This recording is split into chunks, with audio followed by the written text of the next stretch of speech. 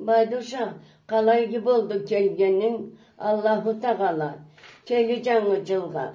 Kıvançla ceddesin barımızın da kralımızını da an içinde bizni de çırmavsız ölümsüz kıyılıksız etsin. Tuğanını tuğduknu geçini kardeşini barımızını da. Yemin Allah'ım kral tışlığını Allah versin. Amin. Barımızga da geleceğin cılga kıvançla cedderge Allah buyursun. Amin Allah. Kralımız bula. Cuğuk den bile geç kardeş bula. Hoşu dide bile. Kralımızga da Allah tışlık rahatlık versin.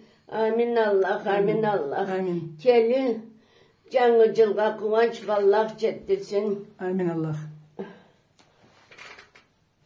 Bismillahirrahmanirrahim. Elhamdülillahi Rabbil alemine. Errahmanirrahim. Maliki yevmiddini. İyyâke na'budu ve iyyâke nesta'în. İhdina sıratal mustakîme. Sıratellezîne en'amte aleyhim gayril mağzubi aleyhim veleddallin.